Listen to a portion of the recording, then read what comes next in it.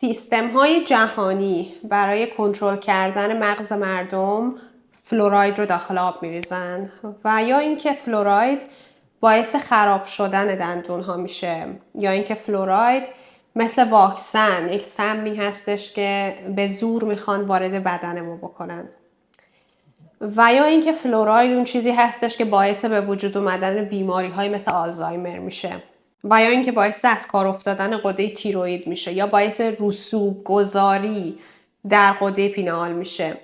همه چیزهایی هستش که خیلی از اون بارها شنیدید و به طور کلی هر زمانی که یک ویدیویی درست بشه و یک تیتر اینجوری زده بشه، مردم خیلی مشتاقن که برن ببینن، برن بخونن و از اون آدمه حتی هیچ پروفی، هیچ مقاله‌ای و مدرکی هم نمیخوان، ولی چون حاشیه هست خیلی دوست دارن بشنون و به اون آدم حق رو میدن که چیزی که تو میگی کاملا درسته. حالا وارد کردن فلوراید داخل آب یا قرار دادن فلوراید داخل خمیردندون هیچ کدومش هیچ نفعی برای من به شخصا نداره و هیچ کدومش به خانواده من تعلق نداره که من بخوام اینجا شما رو متقاعد بکنم که ازشون استفاده بکنید یا نکنید. تقریبا برای 3 روز من زمان گذاشتم تمام مقالاتی که از سایت های معتبر علمی بودن رو بررسی کردم، مقالات دانشگاهی رو هم بررسی کردم توی تمام اون سایت هایی که باید براشون یک پولی پرداخت بکنید و عضوشون باشید تا بتونید اونها رو بخونید، بدون اینکه در هیچ کدوم از این چیزهایی که میخوام باهاتون راجبش صحبت بکنم ذی‌نفع باشم.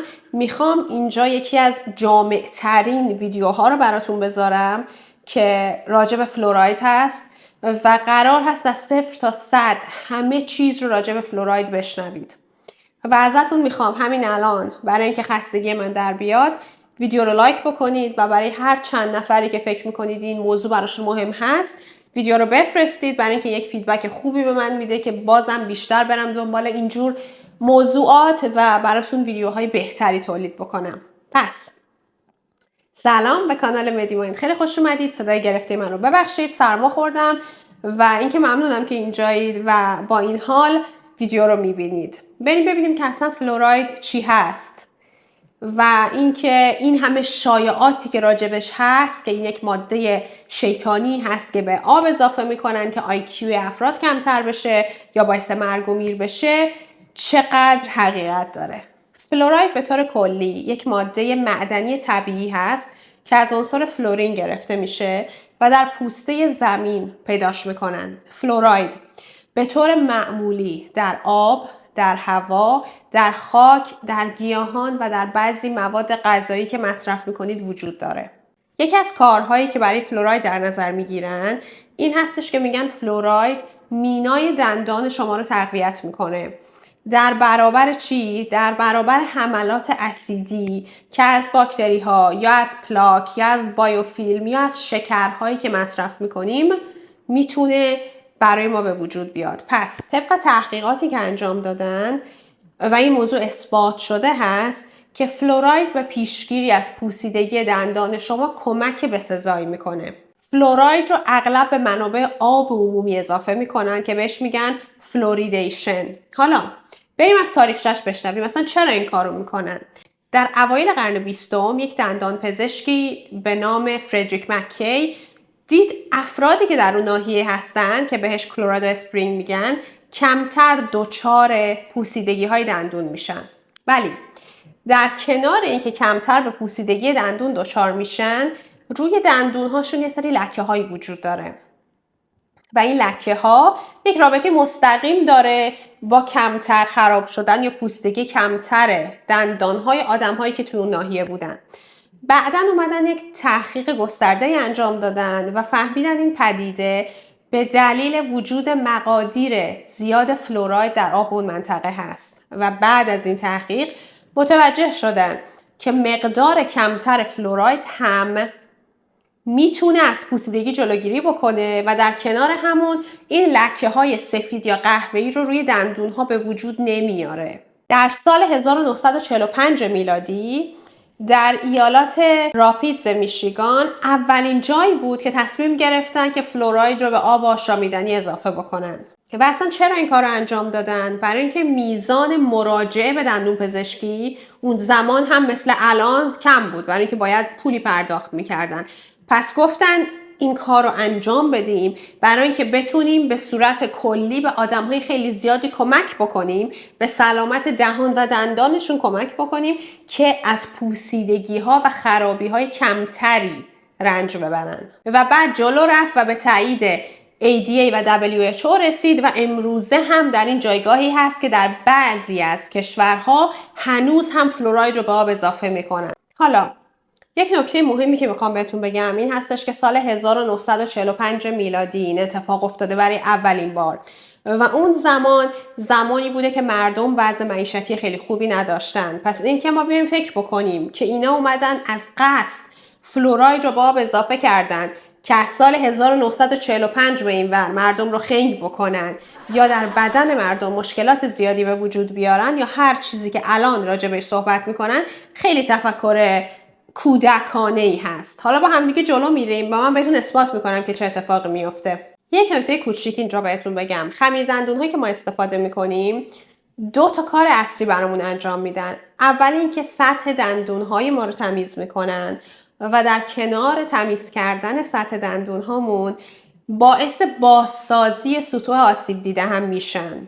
و مصرف فلوراید تا یک حدی قابل قبول هست و اگر از اون حد بگذره باعث به وجود اومدن مشکلات زیادی میشه و یکی از اونها فلوروسیس هست، همون چیزی که مکه اول مشاهده کرد که مراجعه کننده هاش روی دندون هاشون لکه هایی وجود داره. یعنی چی؟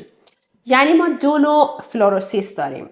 مصرف بیش از اندازه فلوراید 2 نوع مشکل رو برای ما ایجاد میکنه. اولیش فلوروسیس دندان هست.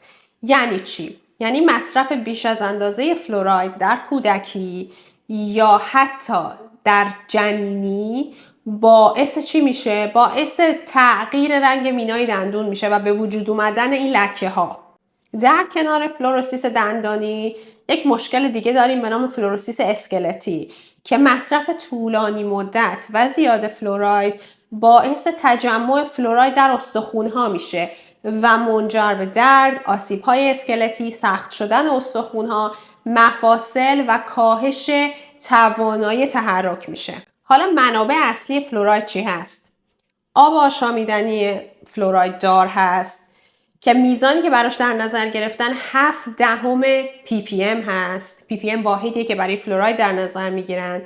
در کنار اون در هوا هست، در گیاهان هست، در مواد غذایی هست که ما مصرف میکنیم و در خمیردندون‌ها یا دهانشویه هایی هست که برای سلامت دهان و دندانمون هم ازشون استفاده میکنیم. حالا اون آدم هایی که میگن از خمیردندونی که درش فلوراید هست استفاده نکنیم برای اینکه برای ما سم هست این فلوراید، خیلیاشون نمیدونن ماهی که مصرف میکنید، چایی که 100 تا لیوان مینوشید در روز درش فلوراید وجود داره، هوایی که نفس میکشید توش فلوراید وجود داره و شما نمیتونید جلوی وارد شدن فلوراید رو به بدنتون بگیرید، حتی اگر از خمیردندون فلوراید دار یا آب آشامیدنی که درش فلوراید داره استفاده نکنید.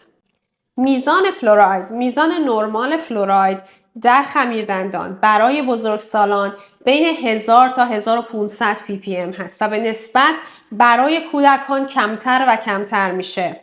مثلا برای کودکان زیر 6 سال زیر 1000 ppm در نظر گرفته میشه. چرا؟ چون معمولا بچه ها خمیردندون رو میخورن و این بلعیدنه باعث چی میشه؟ باعث این میشه که میزان فلوراید بیشتر و بیشتر بشه. حالا الان خیلی ها میگن و من خیلی توی اینترنت دیدم این نوع سوال رو که میگن اگر نوشته شده که نباید خمیردندون خورده بشه به دلیل وجود فلورایدی که درش وجود داره، پس فلوراید یک چیز سمیه.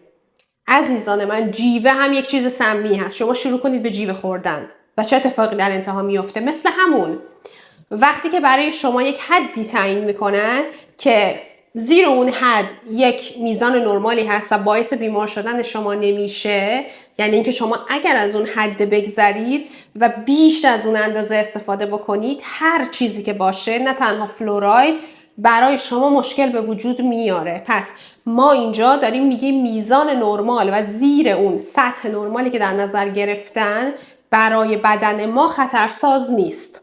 حالا بریم سراغی که خیلی ها توی ذهنشون هست که میگن فلوراید باعث پوسیدگی دندون میشه. اینو کی میگه؟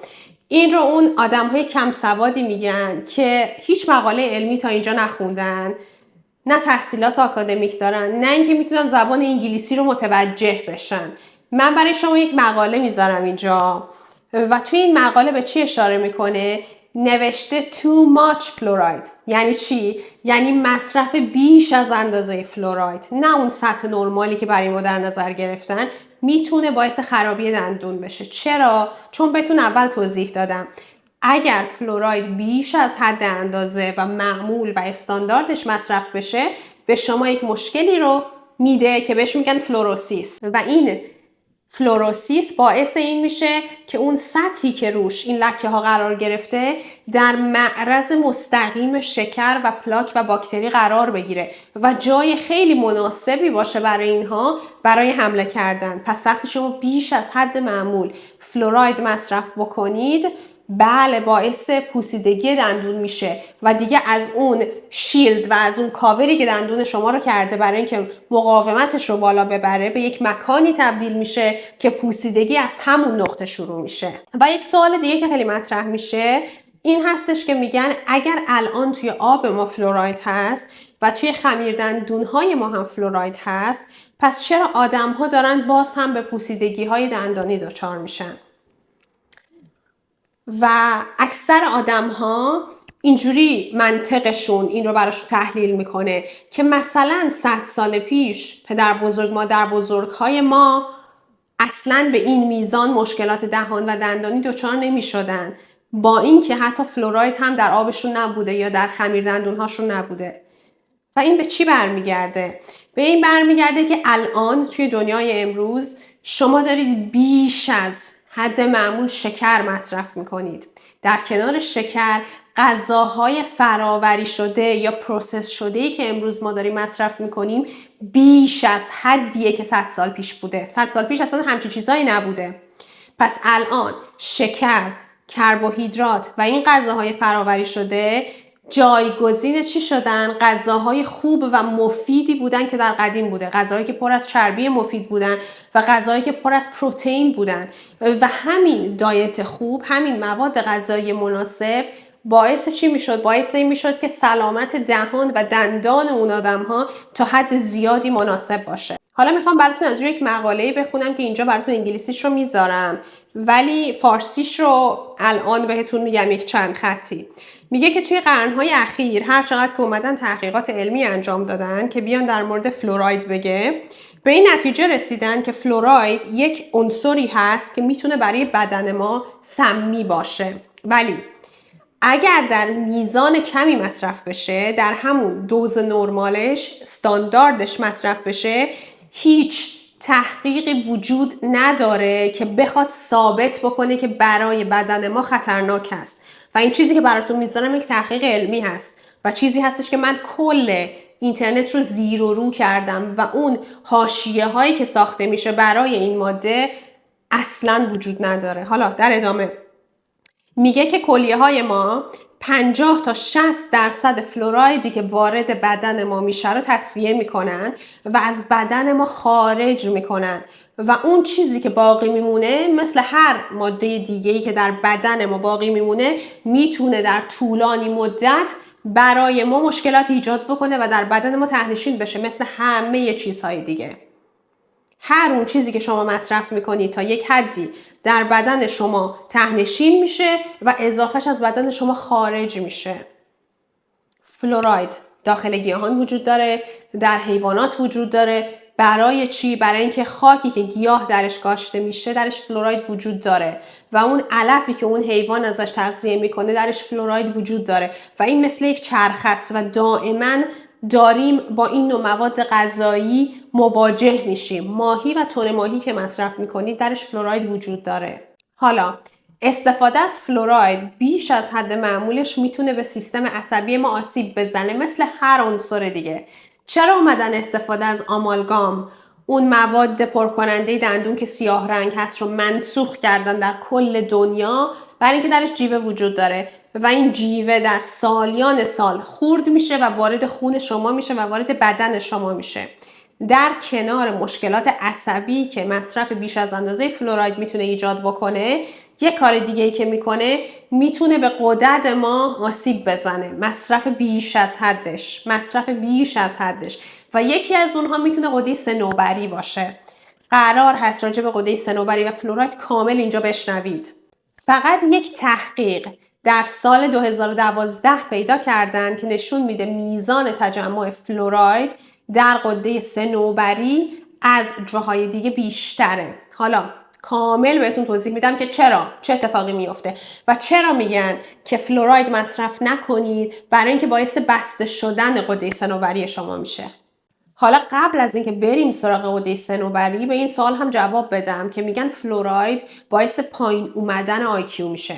یک تحقیقی انجام دادن در 3 کشور هند، ایران و تایوان و به این نتیجه رسیدن بچه‌هایی که از آب آشامیدنی استفاده کردن که درش فلوراید بیش از حد مجاز، توجه بکنید، بیش از حد مجاز وجود داشته، IQ پایین تری دارن به نسبت بچه هایی که از آبی استفاده کردن که یا درش فلوراید نبوده یا فلوراید در حد مجاز بوده، در 3 کشور هند، ایران و تایوان. اولا نتیجه این تحقیق فقط مختص این 3 کشوره و شما نمیتونید به کل جهان نسبتش بدید.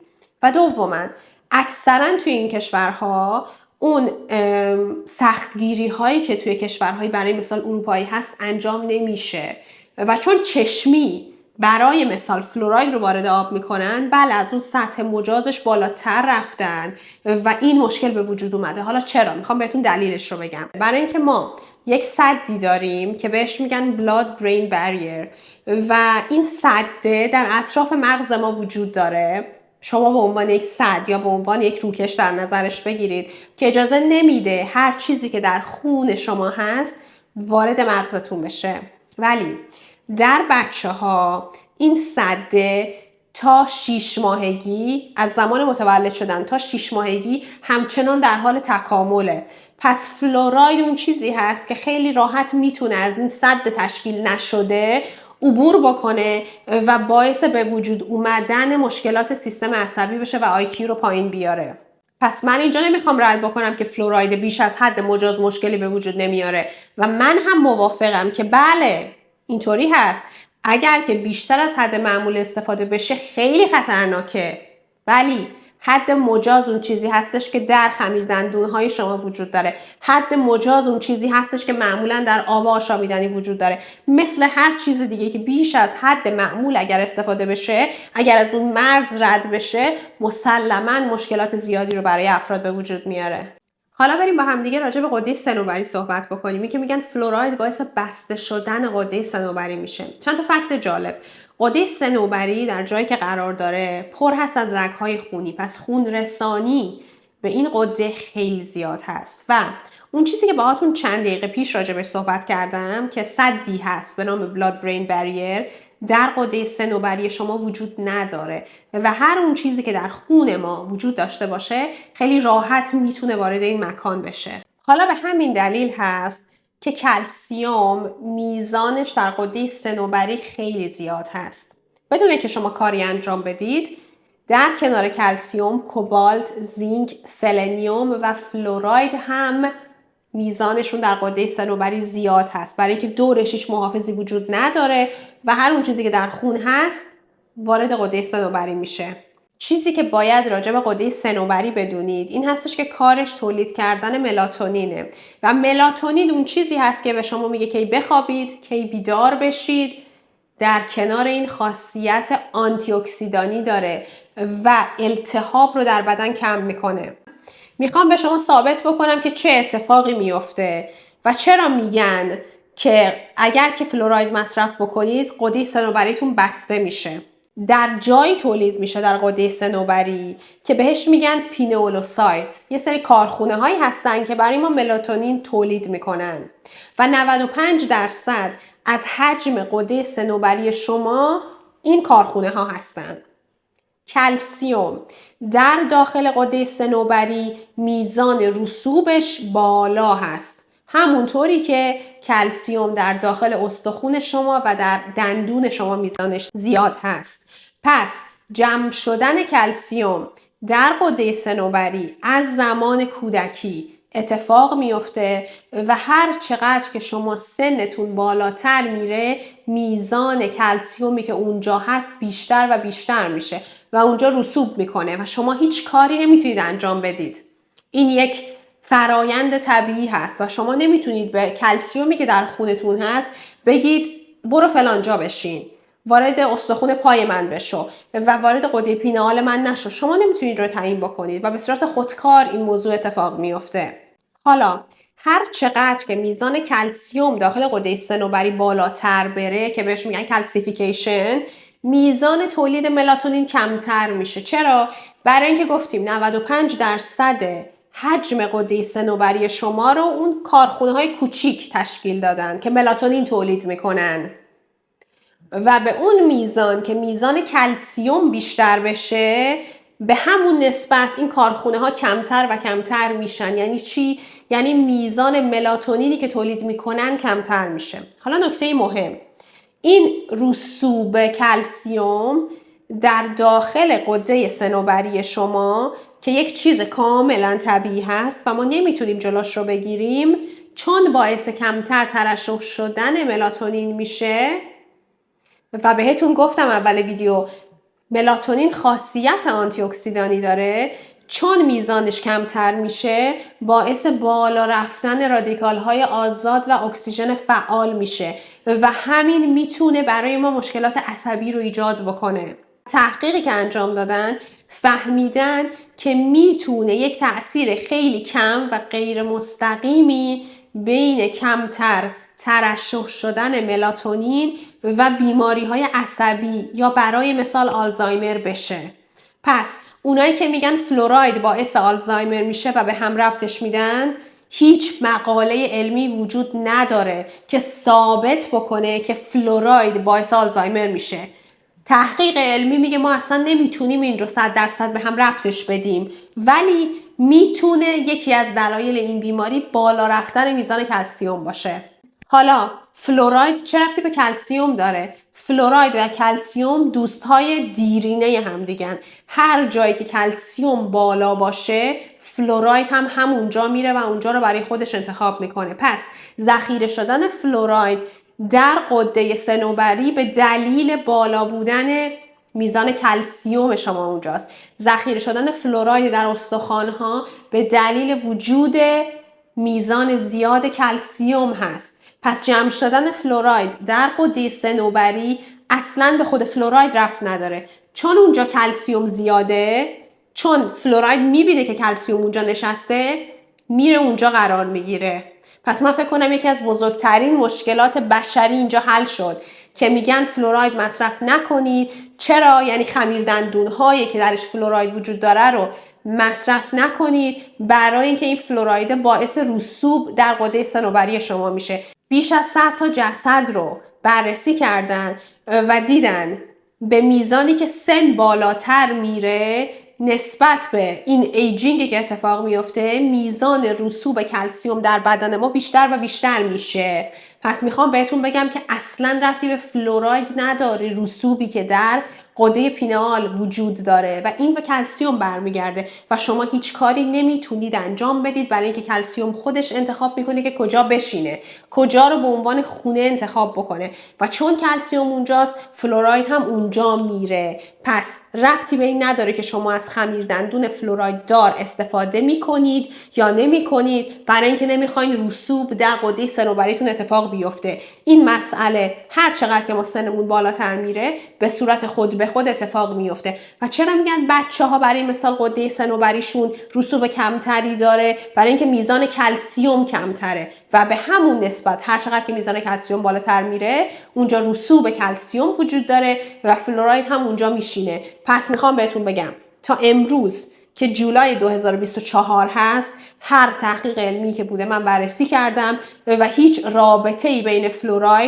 فلوراید مناسب، میزان اندازه‌گیری شده، میزان نرمال و آلزایمر و از کار افتادن غده صنوبری و بیماری و وجود نداره و هر کسی که داره اینها رو به شما میگه نه بر طبق یک مقاله علمی داره نظر میده، نه اصلا میتونه این رو ثابت بکنه و همه حاشیه هایی هست که آدم ها ایجاد میکنن برای دیده شدن.